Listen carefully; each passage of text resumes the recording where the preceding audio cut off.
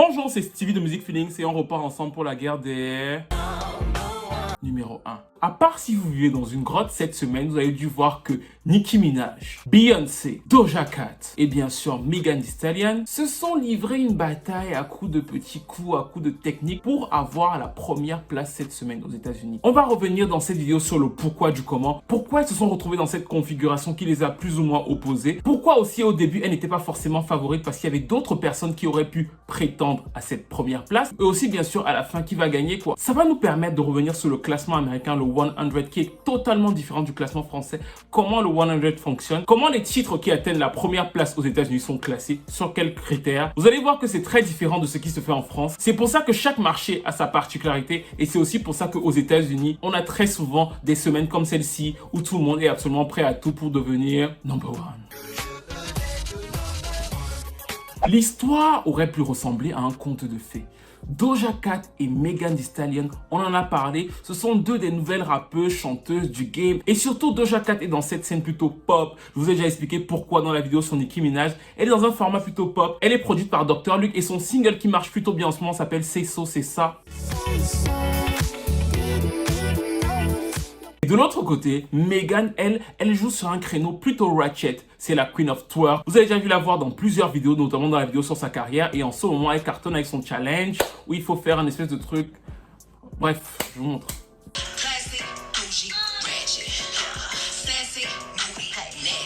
À ce moment-là, tout se passe plus ou moins bien dans le game. C'est-à-dire que le ciel est bleu, les oiseaux sont roses. Doja Cat, qui joue sur cet aspect plutôt pop, est 5e au Hot 100 américain. Et de l'autre côté, Megan, qui est sur ce côté plutôt ratchet et qui est fortement aidée par les challenges TikTok, elle est 14e en fait. Tout est bien, surtout qu'elles sont encore nouvelles dans le game. C'était il y a simplement 14 jours. Et comment les choses vont faire en sorte qu'on en arrive là? Comment l'intrigue va arriver? Elle va arriver dès le moment où elles vont se dire on doit aller un peu plus loin. Et c'est pas tant le fait qu'elles se disent qu'il fallait aller plus loin qui va causer problème. C'est le fait qu'elles se disent ça exactement au même moment. Megan, qui est signée chez Roc Nation, décide de passer à la méthode forte. Elle invite Beyoncé sur le remix de son titre. C'était ça. Et de l'autre côté, Doja Cat fait appel à la personne la plus proche de son format, à savoir Nicki Minaj. Je l'ai expliqué dans la vidéo sur la carrière de Nicki. Elle fait appel à elle, c'était pour le remix de C'est So et ça donne ça. On a là nos deux équipes qui sont faites. On appelle Beyoncé 6 numéro 1. Megan 0, Nicki Minaj 0 et bien sûr Doja Cat 0. C'est-à-dire que pour 3 d'entre elles, ce sera la première fois qu'elles feront face à la place de... Mais les choses vont encore se compliquer. Elles vont se compliquer de deux manières. Parce que bien sûr, la place de numéro 1, ce n'est pas aussi simple en fait. Si c'était aussi simple, Beyoncé en aurait certainement beaucoup plus au vu de sa carrière parce qu'elle n'en a que 6 pour le moment. Et Nicki Minaj, on aurait eu 1 au moins en fait. Les deux autres encore sont des nouvelles. Mais si c'était simple, elles en auraient eu beaucoup plus. La première chose qui va rajouter à la difficulté de cette compétition, c'est bien sûr le fait qu'il y a d'autres artistes en fait. Donc au début, on savait que la première place était occupée par Kid Cudi et Travis Scott. Mais la bonne nouvelle a été que même s'ils sont encore numéro 1 à l'heure où je fais cette vidéo, en fait, Kid Cudi et Travis Scott n'auront pas de longues jambes avec ce single en fait. L'engouement radio est plutôt faible. Ce qui s'est passé, c'est que les fans de Travis Scott et de Kid Cudi ont beaucoup aimé la collaboration. Ils sont allés acheter la chanson en masse en première semaine. Ils l'ont streamé à fond parce que c'était aussi inédit. En plus, Travis Scott dans la même semaine a donné son concert sur Fortnite, ce qui a augmenté l'exposition autour de sa personne. Donc ça l'a boosté. Ça a boosté la chanson. Ils ont atteint la fameuse première place, mais ils ne vont pas y rester parce que l'engouement a baissé. Ils n'ont pas assez de passages radio et surtout ils n'ont pas assez de téléchargement, donc d'achat, pour continuer à rester à cette place. Mais ils n'étaient pas les seuls. L'autre personne qui aurait pu être un adversaire de choix, c'est lui. Drake et son fameux Tootsie Slide. Vous vous rappelez, je vous avais prédit le succès de ce titre. Vous pouvez aller revoir la vidéo pour ceux qui ne l'ont pas vu. Je vous avais dit pourquoi la chanson marcherait. Il se trouve que la chanson est actuellement 3e aux USA. Et pourquoi elle aurait pu être un handicap pour les 4 filles? C'est parce qu'en fait, Drake, il a sorti un nouvel album, une nouvelle mixtape. Et cette mixtape-là contient Tootsie Slide. Et donc, de fait, les gens qui sont allés écouter le nouvel album de Drake, qu'est-ce qu'ils ont fait? Ils ont écouté quasiment tout l'album. Et donc, de fait, Tootsie Slide a mécaniquement vu ses streams augmenter de fou, en fait. Les streams de la chanson ont beaucoup augmenté. Pourquoi? Parce que la sortie de ce projet a relancé la dynamique autour de tous les titres de Drake, en fait. Les gens écoutaient l'album, donc, de fait, ils ont réécouté Tootsie Slide. Et ça a mécaniquement augmenté les streams et toute la dynamique autour du titre. Toutefois, cette augmentation qui est réelle n'a pas pu altérer le parcours des 4 jeunes femmes qui, malgré tout, vont faire face à un troisième obstacle. Le troisième obstacle, c'était celui-ci. Le troisième obstacle n'en est pas vraiment un. Le troisième obstacle, c'est tout simplement la règle plus réduite.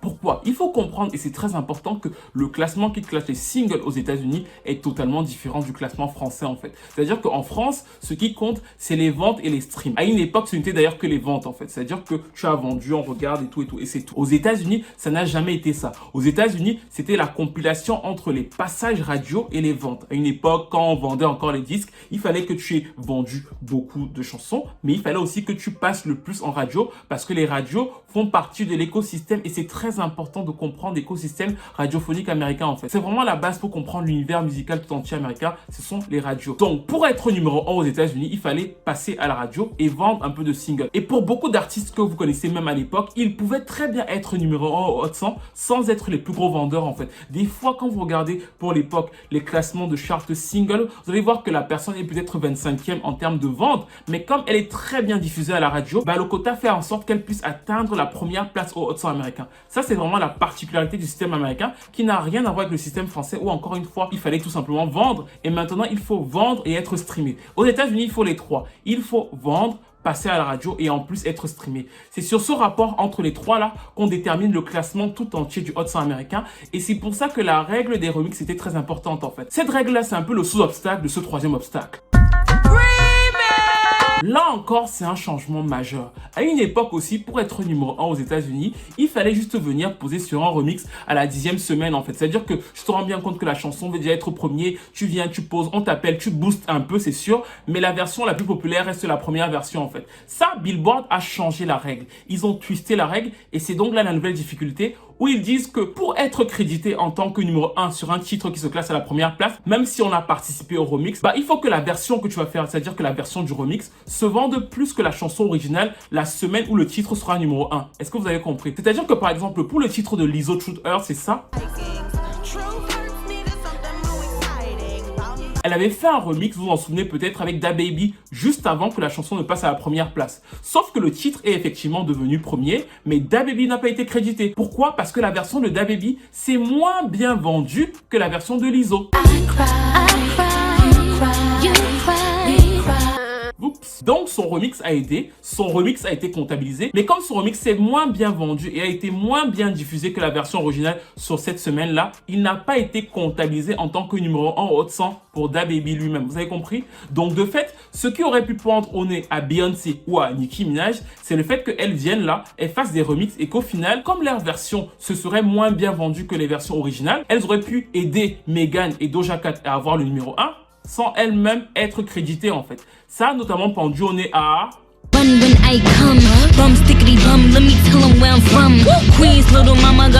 Nicki était celle qui était la plus à même à être touchée par cette règle. Pourquoi? Parce qu'en fait, Doja Cat vendait déjà énormément sa version originale. Elle était déjà notamment énormément diffusée à la radio. Donc de fait, Nicki avait un exercice plus difficile. Beyoncé en fait est venue avec toute sa fanbase. Elle a re-enregistré le remix d'une autre manière. Donc de fait, elle a porté toute une autre dynamique. Mais si vous regardez le fait que Beyoncé a sorti son remix mercredi de la semaine d'avant, vous allez voir que le remix de Beyoncé a été comptabilisé sur 2 jours. Mais les 2 jours de vente de la version de Beyoncé, même si elle s'est très bien vendue, n'était pas suffisant pour battre ce que Megan avait vendu sur toute la semaine dernière. Donc de fait, elle a fait en sorte que Megan atteigne la 4e place, donc Megan est 4e actuellement, mais en fait Beyoncé n'est pas créditée parce que les ventes de sa version sur ces 2 jours-là n'étaient pas suffisamment élevées pour pouvoir battre les ventes de Megan sur une semaine, en fait. Et ça, c'était donc la règle. Numéro 1 n'est pas facile. Et là, les obstacles ayant été effacés, les femmes ont donc pu se livrer à une petite bataille pour le fameux numéro 1. Ce qui était la force du début, c'était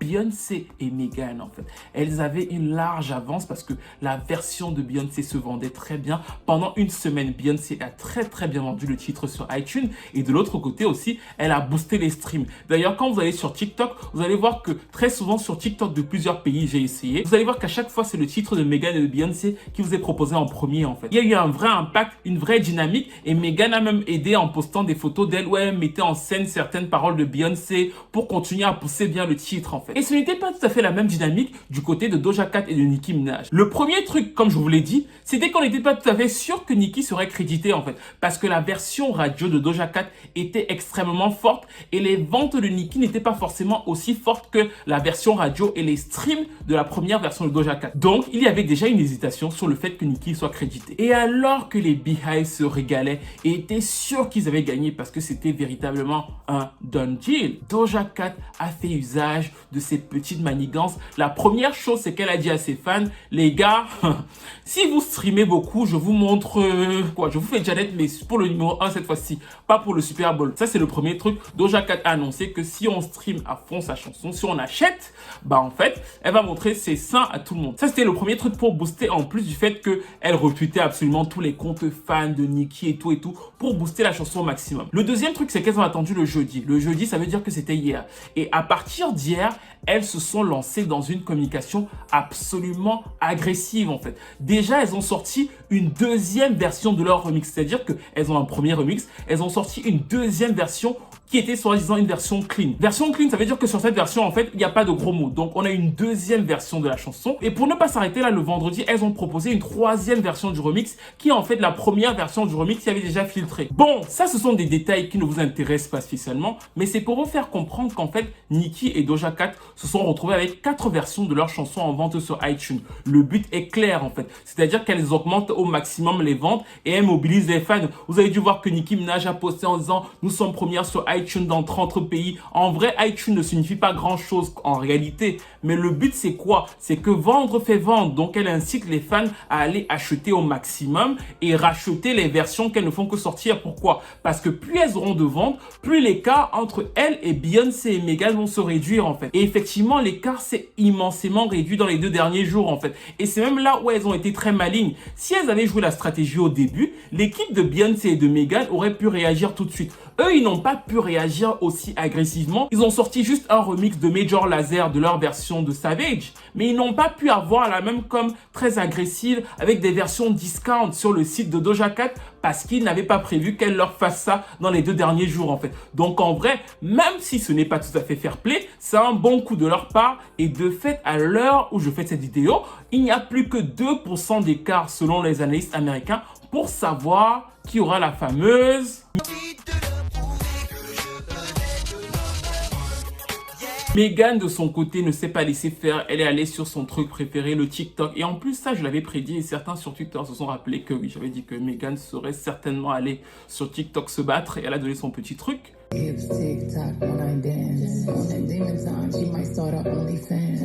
Mais le score reste plus incertain que jamais en fait. Pour Beyoncé, c'est une 7e fois qu'il s'annonce, donc elle connaît un peu la maison. Mais même si c'est une 7e fois, il faut savoir que pour un titre de Beyoncé, c'est depuis 2008-2009 que Beyoncé n'a pas eu de numéro 1 aux États-Unis en fait. Elle avait eu 5 numéros 1 dans les années 2000 et ensuite dans les années 2010, elle a eu le numéro 1 sur le remix de Perfect de Ed Sheeran en fait. Donc elle était sur un remix la dernière fois, là de nouveau elle sera sur un remix. Mais pour un titre solo de Beyoncé, ça fait quasiment 12 ans que Beyoncé d'elle-même n'a plus été numéro 1 aux États-Unis. Pour Nicki Minaj de son côté, bah ce n'est jamais arrivé. Pour Megan et Doja Cat qui sont plutôt nouvelles, c'est aussi nouveau, mais on peut comprendre au vu de la carrière. Donc ce sont des paris et enjeux assez différents. Sur la semaine et sur la manière de gérer le truc, je pense que Beyoncé et Megan méritent quand même un peu plus parce qu'elles n'ont pas joué de trop d'artifices en fait. Le public est vraiment allé vers la version de Beyoncé, donc normalement, ce sont elles qui devraient y aller au mérite. Après, s'il faut faire toutes les pirouettes, tous les 10 000 remixes, montrer les seins et tout ce que Doja Cat et Nicki Minaj promettent à leurs fans, bah elles gagneront. Mais sur la partie où on se dit juste que la musique a fait plaisir à des gens qui se sont amusés sur TikTok, bah Beyoncé et Megan, qu'on aime le remix ou qu'on ne l'aime pas, ont quand même assuré le minimum. Et si c'était moi qui devais décider entre les deux, je leur donnerais le numéro 1 à elles. Took it straight from outside, straight to the couch, yeah, yeah. We put the mic aside, and the shit out.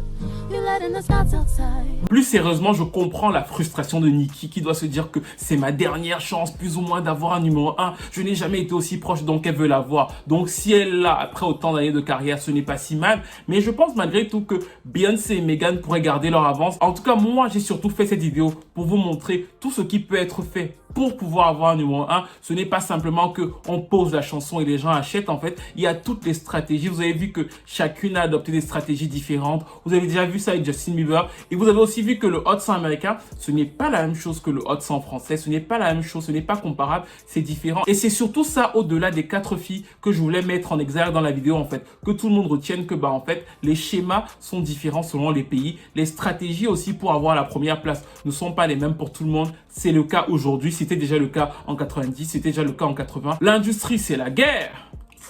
Et donc, que le meilleur gagne, ou pas d'ailleurs. Bref, nous arrivons à la fin de cette vidéo. N'hésitez pas à commenter, à liker, à partager, à participer au Tipeee pour soutenir la chaîne. Et bien sûr, à me dire ce que vous pensez des deux en fait. Est-ce que Meghan et Beyoncé méritent de gagner ou alors est-ce que Nicki et Doja Cat méritent de gagner en fait? Dites-moi ce que vous pensez dans les commentaires. Vous avez vu les stratégies de chacune. Au moment où je vais poster cette vidéo, je pense que quelques heures après ou le lendemain, les chiffres officiels seront là. On saura qui a gagné. Vous avez vu les dynamiques, vous avez vu plus ou moins l'envers du décor pour y arriver. Dites-moi si c'était mérité. Dites-moi si vous pensiez que quelqu'un d'autre mérite. Dites-moi ce que vous pensez de manière générale du système de décompte américain. N'hésitez pas encore une fois à me dire tout ça dans les commentaires et je vous retrouve très vite pour une nouvelle vidéo.